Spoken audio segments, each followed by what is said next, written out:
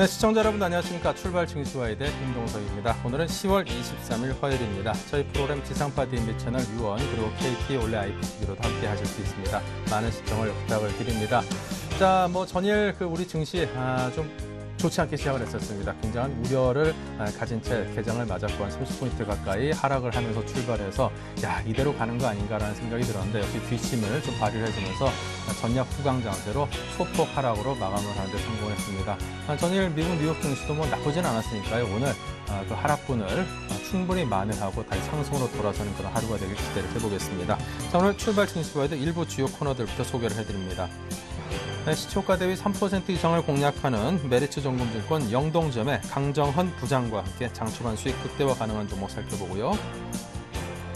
IM투자증권 여의도 본사 영업부 주대영 대리와 함께 여의도 리포트에서 외줄타기 시장 흐름, 해외 시장과 국내 시장에 대해서 짚어보도록 하겠습니다. 자, 고수들은 과연 어떤 작전으로 어떤 종목을 매수할지 김도영의 작전 타임에서 그 비밀스러운 투자 비법을 공개합니다. 네, 오늘장 업종 스캐닝에서는 실시간 주요 업종과 함께 종목을 낱낱이 분석하고 효과적인 대응 전략을 제시해 보도록 하겠습니다. 네, 먼저 강정헌의 3% 공략제부터 시작하겠습니다. 메리츠정금증권 영동점의 강정헌 부장과 함께 이야기 나눠보겠습니다. 안녕하십니까? 네, 안녕하세요. 네, 먼저 국내 전일장 뉴욕 증시 상황부터 정리해 주십시오. 네, 저희 국내 시장은 하락으로 거래를 마쳤습니다. 장 초반에는 미국발 악재가 나오면서 1910포인트까지 하락했습니다.만 국내 증시가 선수정을 왔다는 인식이 좀 확산되면서 오후장 들어서 낙보가 좀 회복되는 모습을 보였습니다. 코스피 지수는 0.1%, 2.25포인트 하락한 1941.59포인트 거래를 마쳤고요. 32포인트의 변동성이 좀 큰 그런 하루였다고 보시면 되겠습니다. 이후 정상회의 결과에 대한 실망감과 더불어서 넉 달 만에 최대 하락폭을 기록한 것이 뉴욕 지수를 끌어내는 모습을 보이는데요. 전적으로 오후장 들면서 기업 실적 악화에 대한 그 선반영 인식, 역시 이런 부분들과 더불어서 유럽 재정위기에 대한 우려가 줄어들면서 낙폭을 대부분 만회하는 모습을 좀 보였고요. 국내 증시도 기업 실적 악화를 반영했다는 인식이 확산되면서 이 지수 하락의 출발점이 유럽의 재정 위기였다는 이런 부분에서 일단 긍정적인 모습을 좀 보였다라고 좀 보시면 되겠습니다. 하지만 외국인들은 787억과 기관 580억대 순매도를 기록했고요. 어제 시장은 개인이 1,300억대 순매수를 보이면서 일단 지수 방어는 좀 하는 모습을 보였다라고 보시면 되겠습니다. 시가총액 상위 종목들 전반적으로 좀 부진한 모습을 보였습니다만 현대차, 포스코, 기아차, 신한지주 1%대 하락세를 좀 마감했고요. 삼성전자가 장 초반에 2% 이상 하락에 불구하고 일단 상전에 성공하는 모습을 보였습니다. 코스닥 지수는 이틀째 상승하면서 520포인트를 좀 회복하는 모습을 보였고요. 4.19포인트 상승한 523포인트의 거래를 마쳤습니다. 기관과 외국인 매수가 좀 돋보이는 모습이었는데 기관이 240억대 순매수를 보였고 외국인도 역시 이제 이틀 연속 순매수를 이어가면서 42억의 순매수를 좀 보였고요. 개인만 지금 코스닥에서 매도를 좀 보이는 그런 모습을 보였습니다. 셀트리온과 파라다이스, CJ5쇼핑, 네이터플렉스 이런 종목들이 좀 오른 모습을 보였고요. 다음과 서울반도체, 시젠, 젠백스 이런 종목들은 좀 하락세를 시가총액 상위 종목들에서는 보였다라고 정리를 하겠습니다. 테마주 중에서는 어제 특징적으로 성도가 녹색기후 기금 사무국을 유치하는 데 성공하면서 판사대 주권 관련주도 좀 오르는 모습을 보였고요. 글로벌 SM이라든가 안철수 대선 후보의 야권 후보 단일 가능성이 나오면서 다시 안랩도 또 큰 폭의 상승세를 보이는 그런 모습을 보였습니다. 외국 매 상위 종목으로는 코스피에서 LG화학과 삼성화재, 현대건설, LG생활건강, 삼성전자 우선주를 순매수하는 모습을 보였고요. 코스닥에서는 다음과 개인빌, 아트라스 BX, 인타스, 컨투스를 순매수하는 모습을 보였습니다. 기업 매 상위 종목으로는 코스피에서 LG전자, LG디스플레이, 하나금융지주, 삼성전자, 한국전력을 순매수했고 코스닥에서는 셀트리온, ELK, 인터플렉스, YG엔터테인먼트, 파트론을 순매수하는 모습을 보였습니다. 저녁 미국 시장은 금락에 대한 반발 연수가 이루어지면서 반등에 성공하는 모습을 보였고요. 이 다우지수가 2.18포인트 상승한 13,345.89포인트에 마감을 했습니다. S&P 500 지수와 나스닥 지수 역시도 각각 0.62포인트와 11포인트 상승하면서 전체적으로 반등에 성공하는 모습을 보였고요. 하지만 투자 심리는 여전히 좋지 않은 모습을 보였습니다. 경기 발표가 없던 상황에서 기업 실적이 계속적으로 좀 화두가 되고 있는 상황인데 특히 이제 최근에 제가 어제도 말씀드렸습니다만 미국 기업 실적이 매출액 대비해서 이 순이익은 늘어나고 있습니다만 매출 규모가 좀 주는 그런 모습을 보여주고 있는 상황인데 어제 그 캐터필라 세계 최대의 건설 장비 업체죠. 이 캐터필라도 올해 들어서 연간 순이익 전망치를 좀 하향 조정하는 모습을 보였습니다. 3, 4분기 실적은 순이익은 예상치를 못 돌았습니다만 역시 매출 규모가 예상치에 밑돌면서 역시 시장 상황은 좀 좋지 않게 좀 예상을 하고 있는 상황이고요. 전체적으로 구리 생산업체인 프리포트 은행모라는 것 더불어서 전적으로 시장 순이익이 좀 급락하는 모습을 보였고 애플 주가는 급등을 했습니다. 24.19달러 상승하면서 600달러 붕괴 직전에 있었습니다만 일단 급반등하는 모습을 보였고 오는 23일, 25일에 또 분기 실적 발표할 예정으로 있습니다. 전적으로 애플 외에는 하락하는 모습, IT 업종은 좀 하락하는 모습을 보였고요. 특히 이제 마이크로소프트와 구글이 각각 2.2%와 0.4%로 하락하면서 3일 연속 하락하는 모습을 보였고요. 유가는 지난 주말보다 배럴당 1.31달러 하락한 88.73달러에 마감을 했습니다. 네, 자 어제는 태양 기전을 말씀하셨는데요. 어떻습니까? 네, 어제 시초가 16,500원에 출발을 했습니다. 최고 17%를 상승하면서 장중에 큰 상승세를 보였는데요. 태양기전 제가 어제 동방업종, 엑스맥이라든가 디스플레이 대비해서 저가 매트가 있는 종목이라고 말씀드린 바 있고, 특히 이제 이 스마트폰 시장 확대에 따른 수혜, 터치스크린 기술 강한 글래스 더불어서 이제 IT 필름의 내조화에 성공하면서 좀 장기적으로는 실적 부분에 대한 기대감이 계속 좀 있는 모습입니다만 일단 단기 급상승하는 모습을 보였고 어제 19,400원 장중에 터치를 했고 좀 조정 시를 다시 한번 좀 볼 필요가 있을 것 같고요. 역시 조정 시가 다시 한번 온다면 제가 방송을 통해서 다시 종목을 제시하도록 하겠습니다. 네, 자 이어서 오늘장 관심 종목은요? 네, 오늘 주가 공략주는 LG패션을 제시하도록 하겠습니다. LG패션은 2006년도 LG상사로부터 분할된 수술된 법인이 있고요. 마에스트로든가 닥스, 헤지스 이런 다양한 목종의 자체 브랜드 수입 브랜드를 판매하고 있는 사람이라고 보시면 되겠습니다. 최근에 다양한 고객층과 더불어서 이 라이프 스타일과 욕구를 충족시킬 수 있는 그런 브랜드 육성을 통하고 있는 상황이고요. 투자 포인트는 두 가지를 줄 수 있는데요. 첫 번째는 4분기 실적 보전 기대감입니다. 3분기 실적인 침체를 좀 이어지고 있는 모습인데 3분기 매출과 영업이익은 좀 하락하는 전년 동기 대비해서 각각 3.9%와 5.8% 하락하는 모습을 좀 전망하고 있습니다. 2분기에 비해서는 둔화폭이 크지 않을 것으로 전망되고 있습니다만 10월까지 매출액은 전년 동기 수준을 좀 횡보하고 있는 그런 모습을 좀 보여주고 있고요. 작년에 비해서 치유가 좀 빨리 올 것으로 좀 전망을 하고 있습니다. 그래서 오는 10월 말 이후에 매출이 좀 늘어날 것으로 전망되고 있고 역시 3분기 대비 4분기에 대한 기저효과가 좀 기대될 수 있는 상황이라서 역시 이제 3분기 대비해서 4분기는 동기 대비해서 7%와 22%의 매출액과 영업이익 증가가 예상되고 있는 상황이고 이런 부분들이 4분기 실적에 대한 기대감 큰 상황이고요. 두 번째는 업종 내 적합가 매트를 줄 수 있는데 최근에 화장품과 유통업종들이 지금 PR 20배 수준에서 거래되고 있습니다. LG패션은 안정적인 어떤 상품을 창출하고 있고 전통 소비재 주식이 좀 지나치게 좀 소외되고 있는 모습이 아닌가 싶은 생각이 들고요. 특히 이 4분기 실적에 대한 기대감, 또 올해 예상 EPS 대비해서 현 주가는 PER 9배 수준 정도밖에 안 됩니다. 최근 3년 평균 PER이 12배 정도 수준인데 역시 이런 부분 감안했을 때 충분히 저평가 매트가 있는 그런 종목으로 오늘 LG패션을 제시하도록 하겠습니다. 네, 자 LG패션 말씀하셨습니다. 목표가 손절가 등도 잡아주십시오. 네, 역시 목표가는 오늘 주가 대비 3% 이상을 말씀드리겠고요. 손절가는 역시 짧게 보겠습니다. 짧은 수익을 또 우리가 창출을 해야 되는 돈이 있기 때문에 35,500원 하나씩 손절로 생각하시겠다 하겠습니다. 네, 자 이렇게 해서 오늘은 메리츠 종금증권의 강정헌 부장과 함께 LG패션 들어봤습니다. 감사합니다. 네, 고맙습니다. 네, 동시효과 짧게 보겠습니다. 네, 1분이 채 남지 않았는데요. 삼성전자가 0.3%, 현대차가 0.66% 상승하면서 증시 상승을 소폭이나마 이끌고 있습니다. 1941로 0.29포인트 상승한 강보합으로 오늘 장을 시작할 것으로 보이고요. 코스닥 역시 1포인트 상승한 524포인트로 양시장 모두 강보합세의 움직임을 보여주고 있습니다. 상승과 하락이 팽팽하게 맞서고 있는 가운데 포스코와 기아차, LG화학 등은 1% 가까이 하락하고 있습니다. 삼성생명, 한국전력 등등이 그에 반해서 움직이고 있고요. 코스닥도 비슷한 상황의 움직임을 보여주고 있습니다.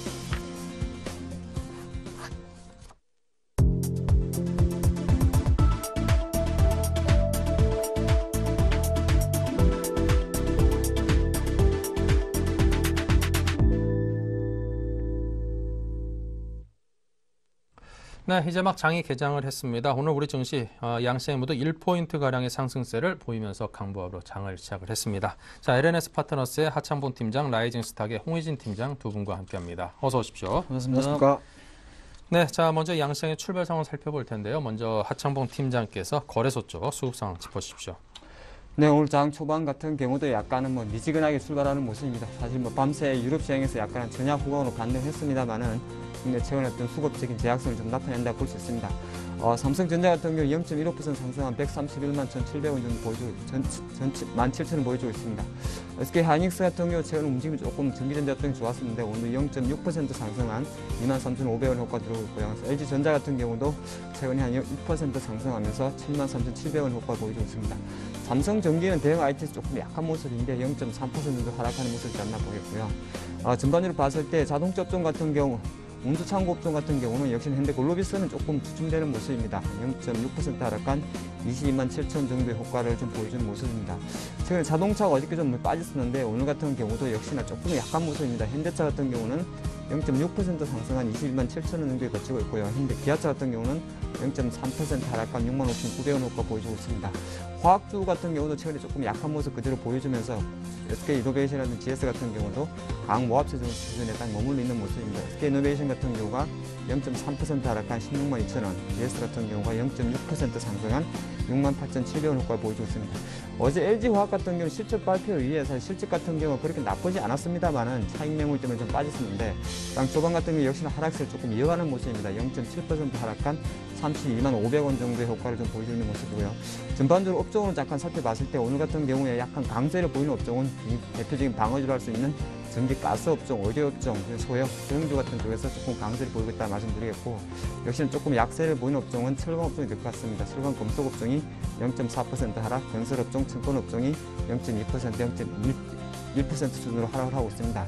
지수 잠깐 살펴드리면요. 지수 같은 경우는 역시나 지금 장 초반 같은 경우에 전일보다 약간은 강보합 출발하는 모습입니다. 1943.69포인트 출발하면서 사실 어제 종가 기준으로 이제 6,935포인트에 위치하고 있는 60일선을 잠깐 회복하고 마감했었는데 아직까지는 약간 하반 경기 확보에 무게를 좀 둬야 되지 않나 보였고요. 수급 잠깐 살펴드리면 역시나 장 초반 같은 경우는 어제와 거의 동일한 패턴을 보여주고 있습니다. 전일 같은 경우는 외국인이 선물 시장에서 매수를 들어온 걸 제외하고 나면 진짜로 외국의 기관의 매도세가 나왔었는데 장 초반 같은 경우는 개인 쪽에서만 한 33억 정도 매수가 들어오고 있고 외국인과 기관은 연일 좀 매도세 예전 모습입니다. 외국인 22억 매도, 기관은 13억 매도인데 역시나 오늘 같은 경우도 장 초반에는 아무래도 좀 눈치 보고 진행될 것 같고요. 계속적으로 연기금 쪽에서 매수가 들어오기 때문에 그 부분 좀 지켜보셔야 될 것 같고 전반적으로 역시나 오늘도 코스피 시장은 코스닥 대비해갖고는 약간은 장 초반에는 눈치 보기 장세가 진행되지 않을까 그렇게 예측해 보겠습니다. 네, 자 계속해서 코스닥은 홍희진 팀장께서 수고하십니다. 네, 자 어제 같은 경우는 코스닥 시장 상당히 좀 좋았습니다. 그러니까 지난주만 하더라도 우려감이 상당히 좀 컸어요. 코스닥 시장이 무너지는 것이 아닌가, 그러니까 대형주가 상승세를 이어가는 것이 아닌가라는 그런 부분이 좀 있었는데 일단은 목요일, 금요일, 그러니까 지난주 같은 경우는 한 주 동안 좀 조정을 받고 어제보다 좀 좋은 흐름이 나타나고 있고요. 오늘 같은 경우 역시 강세가 이어지고 있습니다. 그러니까 지금 대형주가 오르기 위해서는 뭔가 모멘텀이 필요하죠. 그러니까 돈과 모멘텀이 필요한데 그러한 부분이 아직까지는 뛰어나게 그러니까 지금 개선되지 못하고 있다는 게 코스닥의 강세 원인이다라고 좀 보시면 될 것 같고요. 근데 이제 그뿐만 아니고 코스닥 종목 안에서, 그러니까 업종 안에서도 앞으로 성장성이 좀 기대가 되는 종목들이 상당히 좀 탄력을 받고 있다는 건 상당히 좀 긍정적인 요인이다라고 좀 보시면 될 것 같습니다. 일단 시가 중에 상위 종목 셀트리온이나 오쇼핑, 다음이나 서울반도체, 안랩 같은 종목이 있죠. 근데 이제 셀트리온 같은 경우는 지난주에 발표가 됐었던 부분, 그러니까 지금 일본 오릭스 금융사에서 1,000억 원의 자금을 투자를 하겠다는 부분이 나오면서 주가가 급반등 이후에 오늘 같은 경우는 약보합인데 일단 크게 조정이 나오지 않습니다. 그렇기 때문에 셀트리온이나 CJ 오쇼핑이나 지금 보시면 시가총액 상위 종목들이 견고하게 좀 버티고 있다는 걸 확인하실 수가 있죠. 그러니까 시가총액 상위 종목들이 견고하게 버텨준다는 것 자체는 지수에 대한 하반 경직을 어느 정도 좀 보장해줄 수 있는 부분이기 때문에 셀트리온이나 시가총액 상위 종목들을 면밀히 좀 검토를 해보자라고 좀 말씀드리겠고요. 무엇보다 중요한 부분 자체는 최근에 IT 부품주가 상당히 좀 탄력이 좋아지고 있다는 부분이죠. 어제 같은 경우도 그렇고 인터플렉스 상당히 좀 좋은 흐름이 나타나고 있습니다. 어느덧 7만 원 선 근처까지 지금 상승을 해 있는 부분, 파트론이라든지 자화전자, 지금 자화전자 같은 경우는 지수와 상관없이 급반등이 좀 나아지고 있는데 아무래도 지금 갤럭시, 그러니까 삼성발 부품 매출, 그러니까 삼성발 매출이 좀 증가하고 있는 부분, 어느 정도 좀 유지가 되고 있는 부분도 지금 IT 부품주가 상당히 조금 좋다라는 거 지금 확인시켜주고 있고요. 그다음에 터치스크린, ELK도 그렇고 멜파스도 그렇고 LG 디스플레이도 그렇고 터치스크린이나 지금 IT 핸드폰 관련 부품주들이 상당히 좀 좋은 흐름을 보이고 있다는 거 확인이 되실 겁니다. 그래서 IT 부품주는 여전히 좀 좋은 흐름을 좀 보일 가능성이 좀 높다라는 걸 좀 말씀을 드려보도록 하겠고요. 그다음에 의료기기 관련 업체도 상당히 좀 좋은 흐름이 나타나고 있죠. 슈비츠나 뷰웍스, 그다음에 오스템 임플란트 같은 경우도 그동안의 흐름이 상당히 좀 좋았다라는 거 확인이 되실 것 같고요. 그다음에 지금 NFC죠. 지금 코나이나 유비벨록스 같은 종목들도 상승세를 좀 이어가고 있습니다. 그다음에 전자결제 관련주들은 그동안에 강세에서 어느 정도 조금 소강 상태를 좀 보여주고 있는데 다날이나 KE 이니시스, 한국사이버벨제 같은 경우는 약보합세를 조금 기록을 하고 있다는 부분이고 테마주 같은 경우는 뭐 썩 그렇게 강한 흐름이 아직까지 나오고 있는 것 같지는 않습니다.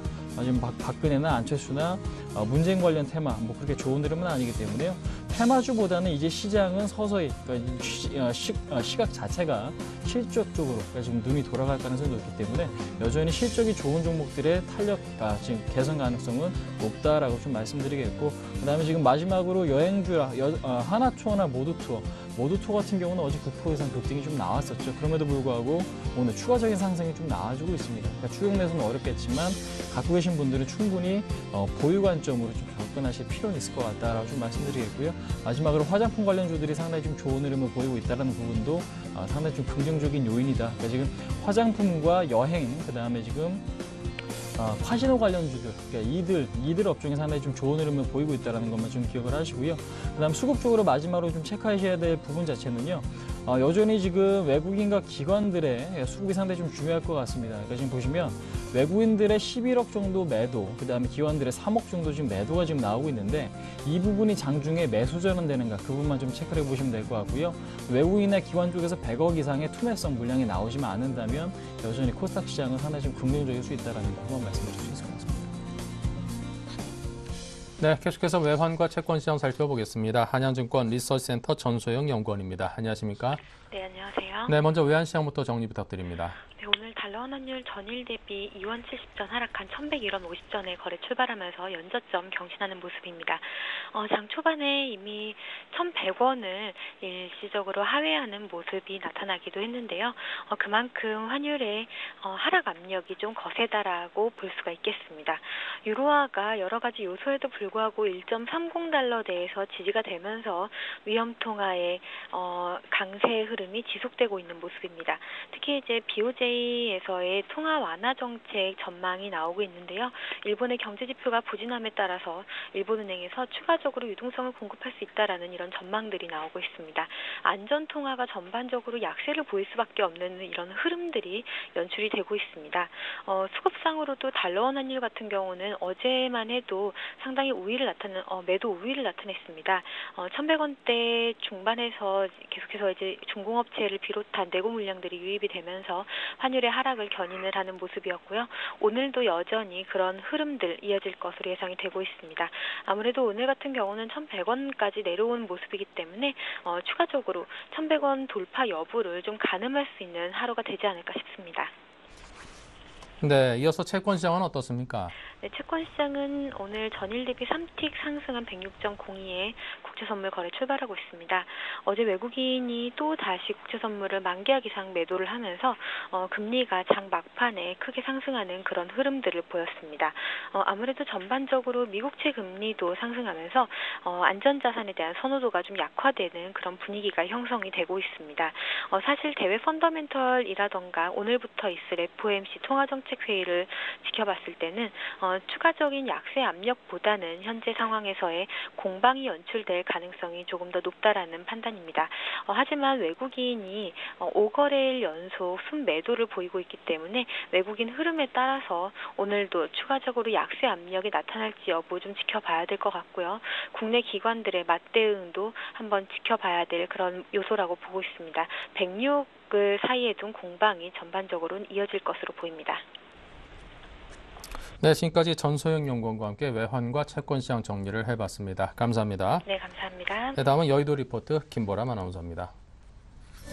안녕하세요. 여의도 리포트 김보람입니다. 외국인들의 관망세가 이어지고 있는 가운데 변동성 큰 장이 연출되고 있습니다. 어떻게 방어적인 전략을 세워야 하는지 이 시각 증권사 리포트로 확인하겠습니다. 먼저 대우증권입니다. 추위가 오니 더위가 간다라고 하고요. 토러스투자증권에서는 불확실성 국면엔 예상치보다 실적치, 현대증권은 중국에서의 긍정적인 시그널, 신한금융투자는 환율 1,100원대 관련해서 짚어봅니다. 마지막으로 IM투자증권에서는 외줄타기 시장 흐름이라고 정리했는데요. 이 가운데 대우증권부터 자세하게 살펴보겠습니다. 코스피가 14일 연속 음봉이 나타나면서 패턴상 하락 N자형을 형성했습니다. 글로벌 증시도 조정을 보이고 있는데 무엇보다 거래량 감소에 주목하게 됩니다. 코스피도 마찬가지로 10월 들어 거래량이 급감하는 모습인데요. 투자 심리로 봤을 때 미국 증시 조정은 좀 더 이어질 것으로 보입니다. 코스피 증시는 10월 중기 방향성이 결정될 것으로 보입니다. 따라서 단기적으로는 1885에서 1980을 염두에 둔 시장 대응이 유효하며 중기 방향성이 결정되기 전까지는 대형주와 중소형주 그리고 업종 간 순환매가 예상됩니다. 코스닥은 500에서 543포인트 사이의 움직임을 염두에 둔 대응이 유효해 보입니다. 이어서 토러스투자증권입니다. 최근 들어 이익 컨센서스의 정확성이 떨어지고 변동폭도 커지고 있습니다. 이처럼 예상치의 신뢰도가 떨어지는 환경에서는 실적 기반의 투자가 좋은 대안이 될 수 있는데요. 또한 반짝 서프라이즈보다는 지속적으로 지표가 개선되는 종목을 선택하는 것이 중요합니다. 불확실성이 큰 국면이기 때문에 한 번의 어닝 서프라이즈를 믿기보다는 꾸준한 이익 개선을 보이는 기업을 선택해야 하는데요. 관련 기업으로는 대상, 빙그레, 삼성전자, 오리온, 세아제강, 현대제철 등을 꼽았습니다. 이어서 현대증권입니다. 중국의 경기 개선 조짐이 보입니다. 최근 지표를 보면 경기 둔화 속도가 완만해진 것을 확인할 수 있는데요. 실물 지표 개선 또한 증시에 반영되고 있습니다. 중국의 GDP와 실물 지표를 전기 대비로 비교해보면 회복 추이는 더욱 확연해지는데요. 또한 중국 정부의 정권 이양에 따른 신정부와 정책에 대한 기대감도 유효하다는 판단입니다. 중국 증시의 실적은 이번 주부터 시작인데요. 지표상의 경기는 돌아서고 있고 이와 함께 중국 기업 실적도 바닥을 확인할 수 있을 것으로 보입니다. 경기를 선행하는 증시 특성상 바닥 논리는 점차 더 강한 지지를 받을 것으로 보이는데요. 이를 통해 국내 중국 관련 업종의 주가 부진도 탈피될 것으로 예상합니다. 계속해서 신한금융투자입니다. 원달러 환율이 1,100원대를 위협하고 있습니다. 이는 양적 완화, 외국인 매수, 펀더멘털 개선 기대 속에 환율 하락이라는 2011년 2분기와 유사한 패턴을 보이고 있는데요. 하지만 환율의 수준보다는 경기가 중요합니다. 환율 하락이 수출업체의 부담인 것은 사실이지만 수출업체가 더 주목하는 것은 경기인데요. 원화 강세는 기조적이지만 리스크 재발 가능성이 낮아 환율 변동성도 제한될 전망입니다. 이를 감안한다면 지금은 원자재 수입, 해외여행 관련 외화부채 비중이 높은 기업에 관심을 둘 수 있다고 조언했습니다. 마지막 IM투자증권 리포트 내용은 여의도 본사 영업부 주대영 대리와 함께하겠습니다. 안녕하세요. 안녕하세요. 네, 간밤 뉴욕 증시는 애플의 상승으로 낙폭을 만회하면서 마무리됐는데요. 네, 그렇습니다. 미국 다우의 경우는요, 장중 내내 하락세를 보였습니다. 장 막판 나스닥의 애플이 반등에 성공하자 보합권에서 마감하였는데요. 장중 100포인트 이상 밀리다가 전 거래일 200포인트 하락의 추세가 걸리는 거 아닌가 하는 관측이 좀 지배적이었는데요. 장 막판에 반등에 성공하면서 낙폭을 만회했습니다. 세계 최대 중장비 업체죠. 캐터필러가 예상을 상회하는 흐름을 보여줬는데요. 글로벌 경기의 바로미터죠. 건설 경기가 나쁘지 않다는 데 무게감을 좀 실어주고 있습니다. 호재거리를 좀 찾아보면요. 중국의 GDP가 3분기 예상치에 부합했지만 경기 후퇴 국면을 보여주고 있는데요. 4분기에는 턴할 수 있을 거라는 기대감이 좀 형성되고 있다는 겁니다. 유로존 이야기도 좀 안 할 수 없는데요. 스페인 지방선거에서 집권당이 아슬아슬하게 좀 승리를 했습니다. 구제 금융에 사실상 한 발짝 다가선 것이 아닌가 관측되어지고 있고요. 유로존 리스크는 언제 구제 금융으로 재정비되느냐보다는 일단 당초 예측했던 디폴트와 같은 극단적인 선택은 피해가는 그림을 좀 보여주고 있으니까요. 한 발짝 물러나서 유로존 리스크는 좀 관망하셔도 될 것 같습니다. 국내 시장으로 좀 돌아와 살펴보도록 하겠습니다. 삼성전자의 실적을 담보로 한 매수세 때문인지 코스닥 시장이 상대적으로 좀 강한 모습을 보여주고 있습니다. 1900선과 2000선 사이에 지금 흔들리는 구간이라고 보실 수 있는데요. 지지부진한 주가의 흐름을 타고서 기관들의 수익률 게임이 이어지고 있습니다. 제약과 음식료 업종이 대표적인데요. 제약 쪽으로는 경동제약과 광동제약, 음식료 업종으로는 오리온, 농심, CJ제일제당 등이 변동성이 커지면서 트레이딩 대상으로 떠오르고 있습니다. 기관의 수익률 게임이 진행되고 있는 만큼 동참하는 전략도 나쁘지 않아 보이고요. 하지만 이들 종목군들이 많이 올라와 있는 만큼 단기적 대응보다는 일단 단기적인 대응이 더 접근이 유효해 보인다고 보고 있습니다.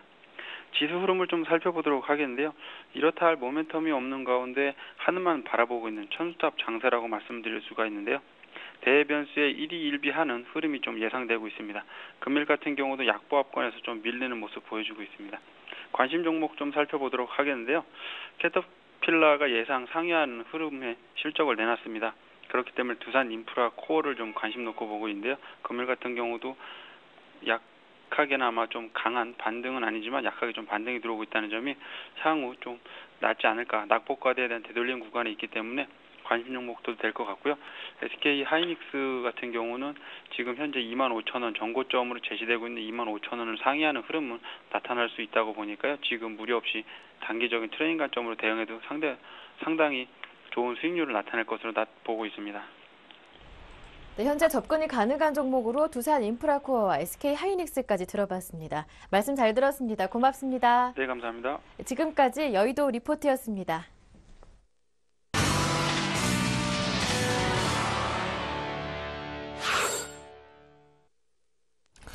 네, 자 계속해서 알파라이징 스탁의 김도영 대표 함께합니다. 안녕하십니까? 네, 안녕하십니까? 네, 오늘 장 어떤 전략 대응할까요? 오늘 시장 사실은 최근 들어서 좀 재미가 없죠. 또한 시장 전체적으로 봤을 때 일단 대형주들 가격적인 매력 부분되면서 분할 매수 원칙을 좀 서야 되지 않을까라는 생각을 가집니다.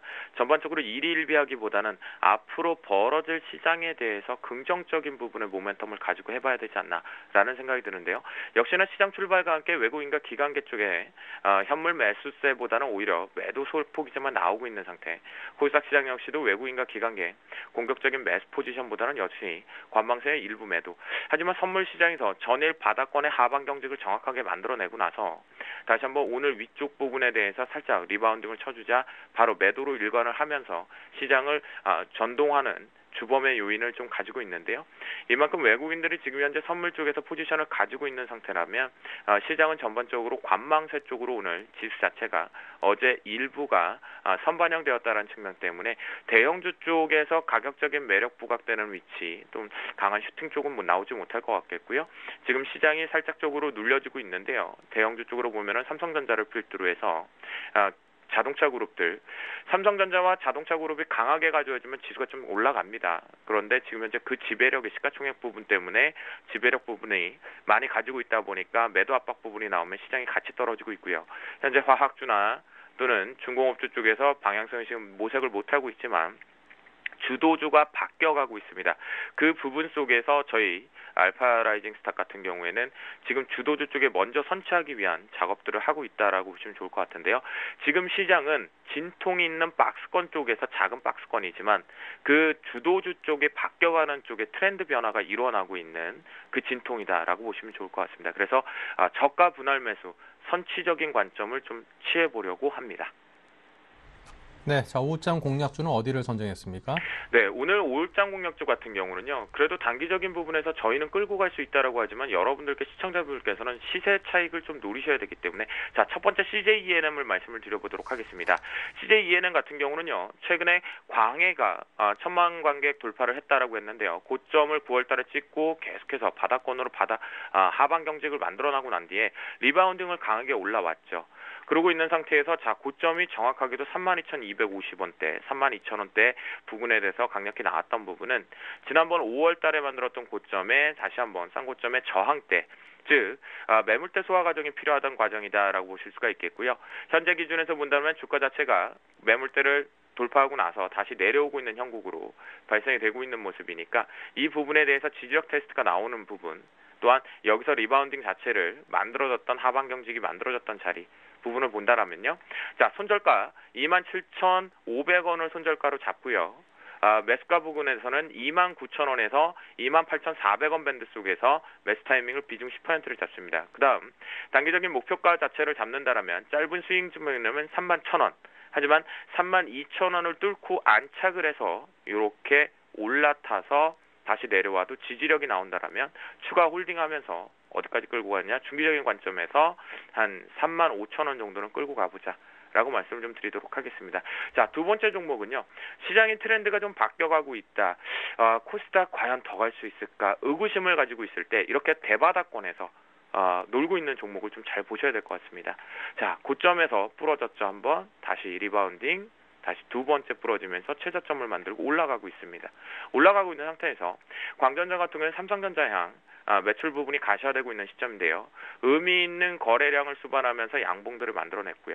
또한 최근에 고점 부분을 뚫어내면서 대량 거래들이 만들어난 뒤에 매도 압박 부분에서 최근에 숨고르기를 4거래일자 오늘 포함해서 쉬고 있지만 거래량 수반되지 않고 있습니다. 그 부분을 봤을 때 매수 밴드는요.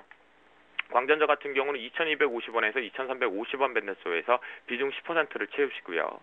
네, 손절 라인 같은 경우는 2,150원으로 손절가를 잡고 대응하시는데요.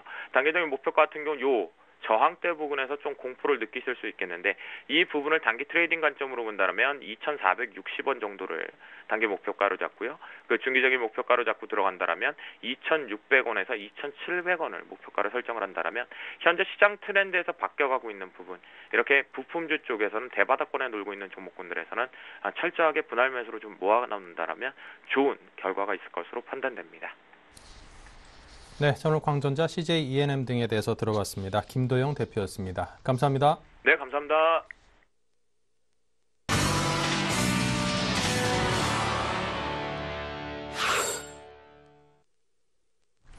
네, 계속해서 업종 스캐닝 시간입니다. 먼저 하창봉 팀장께서 IT 운수장비 정유화학 업종을 살펴봅니다.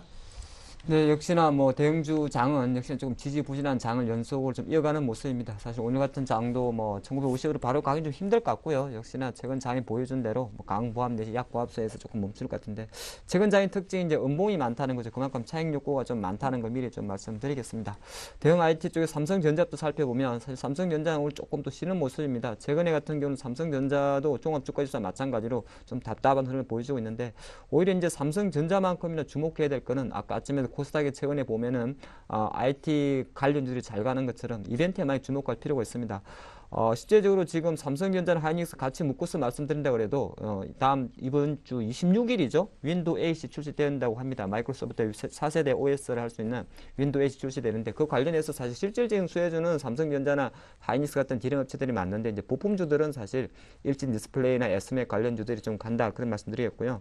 그러다 보니까 지금 현재 사실은 삼성전자 주가의 어떤 그 큰 흐름에 대해서는 많이 좀 비중을 두지 마시고, 오히려 삼성전자 주가는 조금 쉬고 있다. 26일 날 삼성전자 3분기 실적 발표할 것이다. 그 기대 마감 정도만 봐주시고, 물론 8조 1천억 정도 잠정치에서 나온 게 있기 때문에 삼성전자의 실적 발표 자체가 삼성전자 주가의 어떤 변곡은 될 것 같지 않습니다만, 중요한 거는 그래도 130만 원 정도에서는 견고하게 지지하고 있다, 그렇게 좀 말씀드리겠고요. 한 가지 주목되는 것은 삼성이 역시나 내년에도 좀 안 좋게 보는 것 같습니다. 최근에 했던 IT 쪽에서 하나 좀 주목하는 것이 바로 플렉스블 디스플레이인데, 원래 연내에 조금 이 플렉스 디스플레이 쪽으로 좀 푸싱을 한다 그랬는데, 오늘 아침 그 디지타임즈 제가 뉴스를 보니까 또 플렉스블 디스플레이도 좀 축소하겠다, 그런 이야기 나오는 거 보니까 역시는 약간은 지금 시장에서는 내년 경기에 대해서 불확실성을 가져간다 말씀드리겠고요.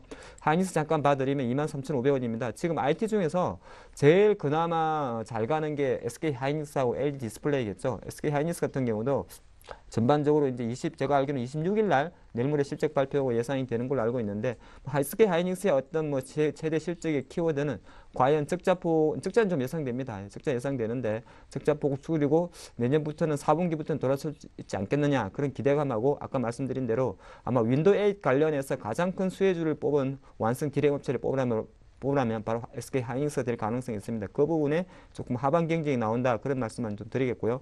차트를 잠깐 보면 SK 하이닉스는 글쎄요, 보유 관점은 맞긴 맞는데, 지금 이게 보통 저희가 그 기술적 분석할 때는 이거 순회명이라 그러죠. 수렴이라는 건 시세가 분출형질 응집하는 과정인데 사실 중요한 거는 고점도 조금 낮아오기 때문에 추격 매수하기보다는 조금 지켜보는 관점에서 SK하이닉스 긍정적입니다만은 추가 매수하기는 조금 부담스럽다. 저는 약간 보수 교육도 같이 드리겠고요. 오히려 더 좋아 보이는 것은 역시 LG 디스플레이입니다. LG 디스플레이 거의 8개월 만에 3만 원대로 올라왔습니다. 사실 시장에서는 이번 IT 실적 발표를 앞두고 LG 디스플레이에 대해서 8분기 만에 흑자 전환할 것이다. 그런 이야기 상당히 많이 나왔었고요. 아이러니한 것은 타이밍적으로 지금 11월 2일 정도에 애플의 아이패드 미니가 또 출시가 예상되고 사실 이제 디스플레이 쪽으로 가면 LG 디스플레이만한 종목이 없죠. 그러다 보니까 실제로 애플 효과도 같이 맞물리면서 LG 디스플레이에 대해서는 최근 좋은 흐름이 발표가 되는 흐름이 나오고 있는데 LG 디스플레이도 마찬가지입니다. 실적 발표가 이번 주에 예상돼 있기 때문에 뭐 사실 어저께 LG화학 실적 발표에 조금 꼬꾸라지는 거 보셨듯이 실제로 약간 선반영됐다는 거 보시면서 보이는 눈으로 봤을 때 3만 원 돌파에서는 긍정적입니다만 추가 상승 시 일시적인 차익 욕구 물량이 좀 나올 수 있다. 그런 게 미리 말씀드리겠습니다. 자동차 잠깐 살펴드리면요. 자동차는 최근에 뭐 거의 애물단지입니다. 날도 추워지는데 길에 딱 멈춰서 있는 것 같은 주가 흐름을 좀 보여주고 있는데 역시나 아마 제가 볼 때는 현재 최근에 현대차, 기아차의 자동차 약세도 오히려 실적 쇼크. 아마 지금 시장에서는 뭐 3분기는 거의 실적 가이던스 거의 낮기 때문에 실적 발표 이후에 오히려 조금 힘을 받을 수 있지 않을까 보겠는데 현재 수준에서는 확실하게 자동차 업종은 사실 전차 군단 쪽에서 무색할 정도로 거의 소외받고 있는 겁니다. 그래서 현대차 같은 경우는 타이밍적으로 볼 때는 뭐 가격적으로 23만 원이 한번 사볼만 합니다만은 타이밍적으로 볼 때는 오히려 실적 발표가 아마 이달 말 정도 예상돼 있죠. 그 발표 이후에 오히려 공략하는 것이 전후에 공략하는 것이 어떨까 싶습니다. 거래량도 좀 감소했기 때문에 자동차 섹터는 최근에 조금 소외받고 있다 말씀드리겠고요. 최근에 뭐 모비스라든 위아 같은 경우도 아무래도 완성차 업체가 조금 좀 지지부진한 흐름을 보이고 있다 보니까 전체적으로 오히려 뭐 현대 위아 같은 경우 부품업체 중에서는 많은 콜을 받고 있습니다만은 주가는 좀 답답한 흐름을 보여주고 있기 때문에 종합 주가 지수의 답답한 흐름만큼이나 자동차 업종 완성차 업종에 대해서도 조금 지지부진한 흐름 좀 같이 이어가지 가야겠나 않겠나 보겠습니다. 조선업종 잠깐 살펴드리면요. 조선은 제가 지난번에 그런 말씀 드렸죠. 뭐 유럽위기, 스페인 구제금융 신청하든 말든 삼성중공업은 36,000원의 배약을 넣기 어려울 것이다. 그런 말씀 드리는데 왜 그러냐면 늘 같은 말씀 드립니다만은 확실하게 주식은 타이밍이 있습니다. 지금은 누가 뭐라 그래도 실적 시즌이고요. 실적 시즌에서는 유럽 쪽에서 어떤 구제금융 한다고 해서 정이 반등한다고 해도 바로 조선주에 없던 수주가 생기는 건 아니겠죠. 그런 타이밍적인 흐름이 있기 때문에 최근에 조선주는 유럽 증시와는 약간 디커플링된 흐름을 보여준다는 겁니다. 여기에 조금 포커스 맞추시고요. 하지만 가격적으로 보면 또 삼성중공업은 지금의 약세 그렇게 나쁜 건 아닙니다. 지금 나쁜 건 아니기 때문에 조금 장기적 관점, 중장기적 3개월 이상의 투자를 하시는 분이라면 34,000원 밑에 있는 삼성중공업의 주식은 실제적으로 소량이지만은 분할 매수할 가치는 좀 있지 않나 그렇게 말씀드리겠고요. 뭐 조선업종, 기자재 업종 같은 경우도 최근에 보면은 화인텍이라는 종목을 조금 주목합니다. 화인텍 같은 경우 올 2.98% 6,980원 정도 오른 흐름 보여주고 있는데 제가 예전에 한번 소개시켜 드렸던 것 같기도 하고 아닌 것 같기도 한데요. 국내 그 LNG 셰일가스 관련해서 본행제로 들어가면 두 개의 큰 종목이 있는데 하나가 바로 화인텍이 있고요. 화인텍하고 또 하나가 한국카본이 있습니다. 근데 한국카본은 제가 말씀드리고 왜 많이 빠져버렸냐면 하필이면 이게 나로호 발사 관련주도 같이 묶여 있다는 거죠. 그러니까 카보네이트라는 것이 골프채도 들어가고 본행도 들어갑니다만 또 항공기 그 우주선 거기에도 들어갑니다. 그러다 보니까 사실 제가 말씀드릴 때 이유는 좀 잘 갔는데 최근 같은 경우는 26일 날 나로 발사한다 그러죠. 나로 관련주도 한국 카본에 좀 묶여 있기 때문에 약간 단기 세력이 이 한국 카본의 주가를 좀 핸들링하고 있다. 하지만 본행제 측면에서 보면 역시나 화인텍이나 한국 카본 같은 경우는 굉장히 좀 긍정적이다. 그런 말씀 좀 드리겠고요. 화학업종으로 좀 가보겠습니다. 화학업종도 자동차 거의 뭐 일맥상통합니다. SK이노베이션, GS오일 전부 다 마이너스인데 사실 어제 밤새 그 미국 증시는 조금 전야후으로 반등했습니다만 국제 유가는 여전히 좀 90달러 밑에 있다는 것이고요. 계속 국제 유가의 하락은 뭐 지정적 리스크에도 불구하고 사실 그 어떤 경기 둔화에 대한 우려 자체가 조금 발목을 잡는 입장인데 늘 드릴 말씀이 그런 말씀 드렸죠. 사실 정유회사 화학업종 중에서 그나마 실적 좋은 건 딱 뽑으라면 그래도 정유회사입니다. 그래도 그 중에 탑은 바로 SK이노베이션이기 때문에 사실 SK이노베이션 같은 경우는 16만 원 밑에 가격은 상당히 매력적인 가격이라 저는 생각이 듭니다. 그래서 지금 최근에 단기적으로 15만 원 정도에서 급반등 이후에 일부 차익 욕구 나왔습니다만 그렇게 부정적으로 볼 건 아니다. 긍정적 관점 가져가는 게 좋을 것 같고요.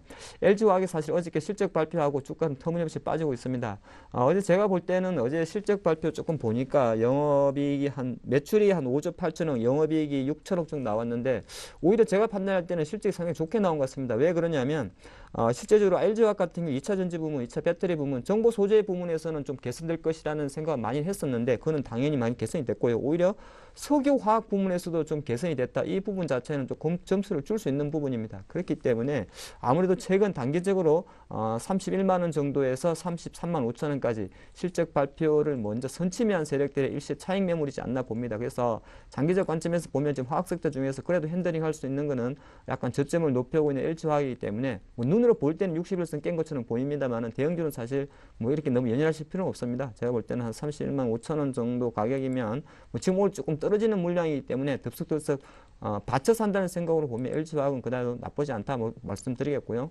오히려 뭐 호남석유라든지 금호석유 같은 경우가 조금 시장에서 역시나 이제 그 다른 LG화학보다는 실제 기대치가 좀 낮겠죠. 그 흐름 때문에 좀 약하다 말씀드리겠고요.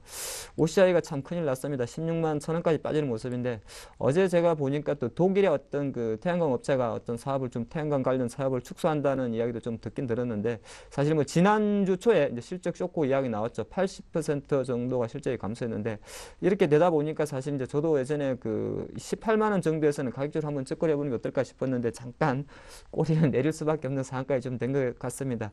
최근에 이제 OCI 같은 경우는 사실 우리가 가격적으로 접할 것만 아닌 것 같아요.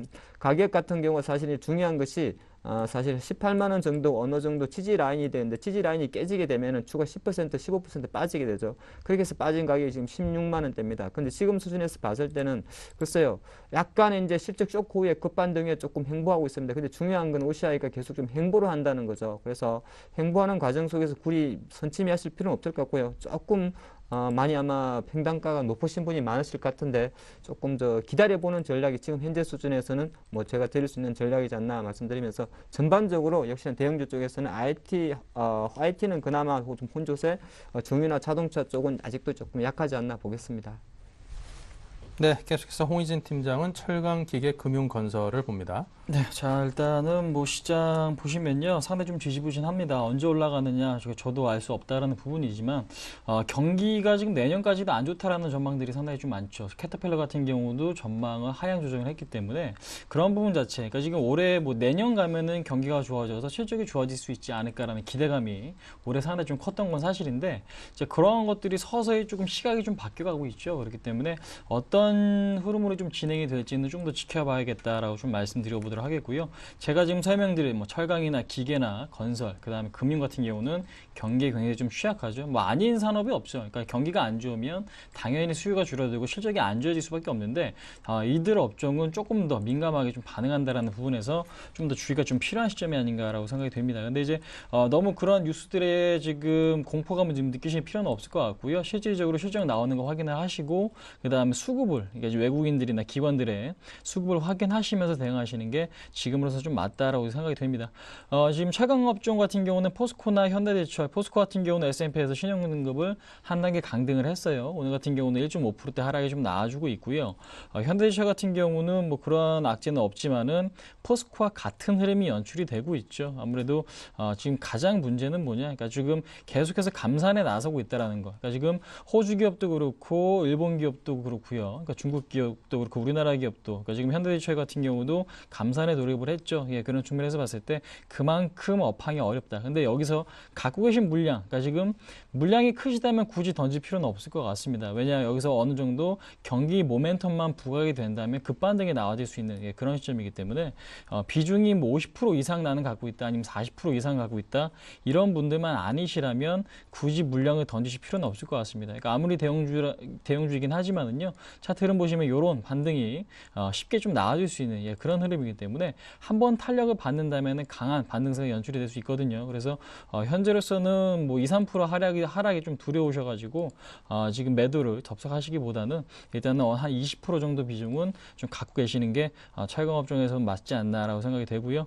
그 다음에 지금 신규적인 매수 관점에서는 일단은 조금 더 보시면서 좀 대응을 하시면 될 것 같습니다. 그러니까 지금 고려아연이나 영풍이나 그 다음에 풍산이나 뭐 세아제강 세아제강 같은 종목들, 그다음에 그동안 말씀드렸던 고려제강 같은 경우도 마찬가지겠지만 현재로서는 고려아연이나 뭐 세아제강 같은 경우에 관심을 좀 가지시는 게 좀 맞을 것 같고요. 신규 매수는 시장이 돌아설 때 같이 들어가시는 게 좋고요. 종목만 보시고 지금으로서는 접근할 단계는 아닌 것 같습니다. 그러니까 지금 시장이 돌아서고 급반등이 나와 주어야 그 안에 경기 민감주들이 급반등하는 흐름이 좀 연출이 될 수 있는데 현재로서는 시장이 하락도 가능하고 급반등도 가능한 시점에서 아무래도 미국 대선을 앞두면서 그러니까 지금 다우지수를 좀 더 관찰을 해야겠죠. 그래서 신규 매수는 조금 더 신중하게 하시는 게 좀 맞을 것 같고요. 이미 갖고 계신 분들은 비중이 크신 분들은 좀 덜 필요는 있겠지만 종목 자체를 버릴 필요는 없다라는 거 좀 말씀드려보도록 하겠습니다.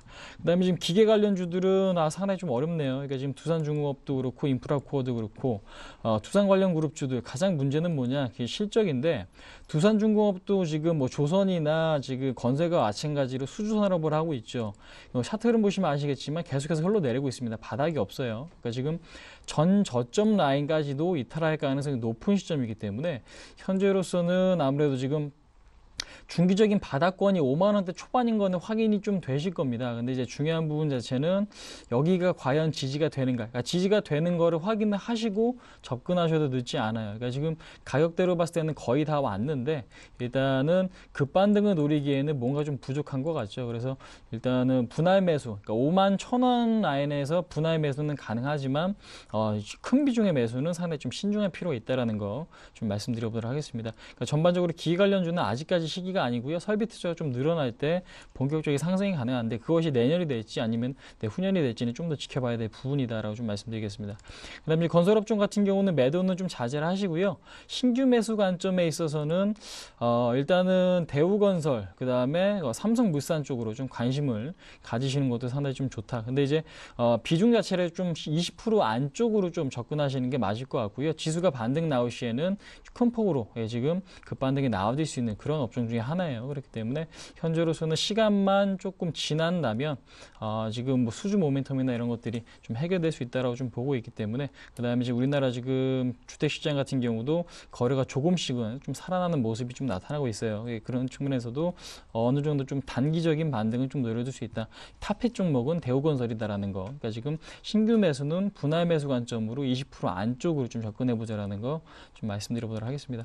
그다음에 지금 은행 같은 경우는 아무래도 건설업종 흐름과 좀 같이 움직여질 가능성이 높습니다. 건설주가 오르면 같이 밀리고 반대로 떨어지면 떨어지는 흐름이 연출될 수 있을 것 같은데 일단은 은행주 같은 경우는 조금 더 지켜보시고요. 지난주 같은 경우는 제가 매수해도 좋다, 단기적인 반등권이다라고 좀 언급을 드렸는데 지금 시점에서 들어가는 거는 조금 더 확인이 좀 필요할 것 같습니다. 그래서 보유는 가능하지만 신규 매수는 조금 더 신중하게 접근하시기 바라겠고요. 그러면 증권업종, 그동안에 증권업종은 상당히 좀 긍정적으로 말씀을 드렸는데 아무래도 좀 시기적으로는 조금 더 이른감이 있었던 것 같습니다. 제가 그때 말씀드렸던 전략 자체가. 근데 이제 종목 자체를 좀 포기하기는 이르다라는 걸 좀 말씀드려보도록 하겠습니다.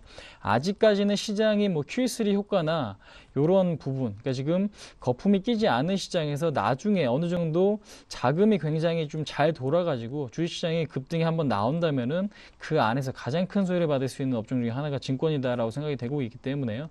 자산 운용 시장과 그다음에 지금 보시면 삼성증권 같은 경우나 미래에셋, 그다음에 지금 대우증권 같은 경우 좀 관심 있게 좀 보시는 게 좀 맞을 것 같고 중소형주 같은 경우는 HMC 같은 경우도 좀 탄력이 좀 좋기 때문에 현재 시점에서도 일단은 분할 매수 관점으로 좀 접근해 보자 좀 말씀드리겠습니다. 역시 비중은 좀 적게 들어가시고요. 보험업종은 장기적으로 좀 보실 분들만 좀 관심을 가지세요. 지금은 한 2년 이상 지금 나는 묻어둘 자신이 있다라고 생각하시는 분들은 아무래도 지금 금리 인상 시기가 나온다면 그때 본격적으로 상승할 가능성이 높다라고 생각이 되는데 최근에도 흐름이 상당히 좀 좋죠. 메리츠화재도 그렇고 그다음에 지금 현대해상이나 그다음 삼성화재 어제 좀 급반등이 좀 나와주었죠. 동버재도 역시 금리와는 크게 상관없이 실적이 상당히 좀 좋은 업종이기 때문에 보험업종 같은 경우는 일단은 좀 장기적인 안목, 단기적인 안목 둘 다 충분히 좀 가능하다라는 거 한번 말씀드릴 수 있을 것 같습니다. 네, 자 계속해서 통신과 유통, 음식료 업종 흐름 살핍니다. 예, 통신업종 같은 경우 어느새 이렇게 SK텔레콤이 많이 올라왔네요. 15만 5천 원까지. 사실 그 SK텔레콤 같은 경우 15만 정을 조금 생각했습니다. 최근 어떤 장애 핑계를 좀 대야 될 것 같습니다. 역시나 뭐 한 지난 10월 접어들어서 시장의 특징이 약간 방어주에 매기세에 몰린다. KT해지라든지 통신주에 대해서 매기세에 몰린다. 그런 흐름이 나왔었는데 지금 현재 흐름만 봤을 때 SK텔레콤이 가장 좀 강하다 볼 수 있을 것 같고요. 대대적인 기업 분할을 예고했던 KT 같은 경우는 한 35,000원대에 좀 머물러 있는 모습이고 사실 작년 이맘때를 생각한다면 LG U+가 가장 주목됐었죠. 근데 이런 건 하나 있는 것 같습니다. 작년 이맘때 11월, 12월 달 같은 경우 접어갈 때는 사실 통신업계에 대해서 LTE라는 어떤 바람이 불었습니다. 불었었고요. 지금 1년이 지난 지금 같은 경우는 LTE란 바람보다는 사실 어떤 기종에 대한 이야기가 많기 때문에 오히려 작년과 같이 통신업종이 코스피 대비해서 아웃퍼폼하기는 좀 힘들지 않을까 보는 것이고요. 그러면 나중에 SK텔레콤이 조금 강하다는 아무래도 시장이 조금 탓을 해야 되지 않나 보겠습니다. SK텔레콤 좀 긴 그림에서 봐드리면 사실 일본 기준으로는 사실 최근에 15만 원 도가에 대해서 상당히 긍정이다 볼 수 있는 것이고 약간 주봉본점으로 간다 그래도 약간 예전에 신화는 좀 어렵다 그러더라도 약간 하락 트렌드 라인은 그렸다는 측면에서는 통신업종을 어떤 어떤 자산 포트폴리오에 일정 부분 방어주 성격으로 한 10% 이상 좀 보유한다는 것은 긍정적이지 않나 보겠고요. 만약 선택하라 그러면 저는 LG U+보다는 SK텔레콤에 조금 점수를 두겠다 그런 말씀 좀 드리겠고요.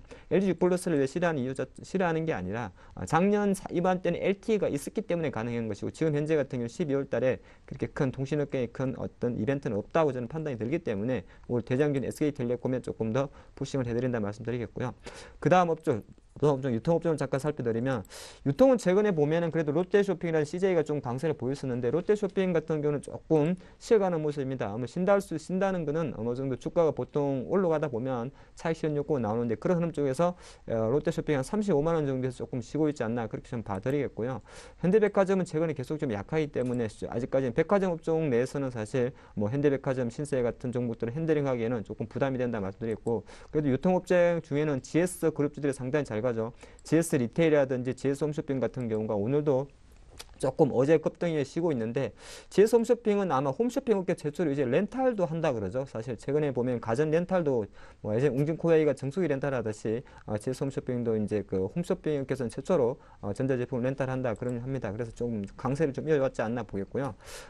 대우 호텔 신라 같은 경우 조금 최근에 보면은 역시나 데드크로스가 조금 나왔다는 것 자체가 사실 중국 국경절 연휴에서 많은 부정을 좀 뒀었는데 아무래도 단기점 차익 욕구 제가 판단할 때는 실적이 갑자기 안 좋아졌다기보다는 호텔 시장은 기관들이 많이 핸들링하는 종목인데 기관들의 단기 차익 욕구가 가격적으로 많이 좀 급락을 시켰지 않나 보겠습니다. 5만 원 가격 쌍바닥처럼 보일 수 있습니다만 제가 볼 때는 가격 조정보다 약간 우측형 기관 조정이 필요하다 보기 때문에 이 부분 좀 기다려 주시고요. 조금 제일 재미있는 음식료로 넘어가겠습니다.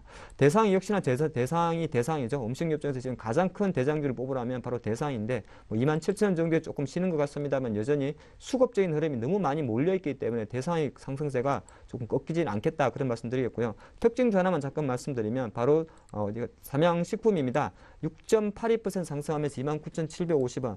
사실 삼양식품이 제가 보니까 작년에 연말에 급등을 했던 적이 있죠. 바로 나가사키 짬뽕 효과가 있는데 지금 오랜만에 그 1년여 만에 이틀 연속 상승을 보입니다. 시장에서는 나가사키가 작년 2010년 8월에 인수한 백화점 에서 고급 음식점이라 그럽니다. 면요리라는 그 가게가 있는 뭐 저는 안 가봐서 잘 모르겠습니다만 이쪽에서 나오는 약간 프리미엄 라멘을 좀 출시한다고 합니다. 1,190원짜리 좀 비싼 걸 파네요. 이런 거 하는 기대감으로 좀 올라가는데 제가 볼 때는 좀 생각이 달라요. 삼양식품은 이제 원래 작년에 한번 했다는 어떤 그런 트렌드도 좀 있었고 최근에 시장의 특징이 음식료 강세다 보니까 약간 단기적 반등이지 않나 그렇게만 좀 보면서 추격은 좀 부담스럽다 볼 수 있겠습니다. 네, 자 다음은 테마주 흐름 살펴보겠습니다. 오늘 좀 유달리 그 정치 관련 테마주들의 움직임이 나쁘지 않은데요. 그를 중심으로 살펴보겠습니다. 네, 자 일단은 박근혜 관련 테마가 급반등이 좀 나와주고 있습니다. 안랩도 역시 급반등이 나와주고 있고요. 그다음에 문재인 관련 테마, 우리대생명과학 같은 경우도 일단 급반등이 좀 나와주고 있습니다. 특별한 이슈는 없어요. 근데 이제 그 동안에 좀 워낙 좀 많이 밀렸죠. 특히 이제 대표적으로 안랩 같은 경우를 좀 말씀드린다면 14만 원 했던 주가가 5만 5천 원까지 반토막이 넘게 빠졌다가 이제 좀 기술적 반등이 좀 나와주고 있는 그런 그림이죠. 그렇기 때문에 현재로서는 특별한 부분보다는 그동안에 좀 많이 빠졌기 때문에 리바운딩이 좀 크게 나오고 있다라고 좀 보시는 게 좀 맞을 것 같고요. 아무래도 대선 기간에는 대선 관련 테마들이 굉장히 좀 빠르게 진행이 되면서 급등락이 강하게 이루어진다라는 걸 좀 이해하실 필요가 있는데 그 안에서 지금 어떤 특정 지금 후보의 종목들이 아닌 그러니까 전 후보의 종목들이 다 움직여주고 있다라는 게 상당히 좀 특징적인 부분이 아닌가라고 생각이 됩니다. 그래서 일단 전략적으로 본다면 신규 매수는 일단은 상당히 좀 애매한 부분인 것 같습니다. 여기서 실적이 좋고 추가적으로 상승할 수 있는, 그러니까 지금 실적이 좋아서 주가가 저평가된 종목이 있다면 매수하시라라고 말씀드리겠지만, 그렇지 않고 일단 주가 자체가 급등락 반복하는 이유 자체가 단순히 수급이죠. 그러니까 지금 심리에 의해서 매수가 들어왔다가 매도가 나오기도 하고, 그런 흐름이 좀 반복되는 그런 상황이기 때문에 현재로서는 대응이 안 되시는 분들은 일단은 좀 쉬실 필요가 있을 것 같고요.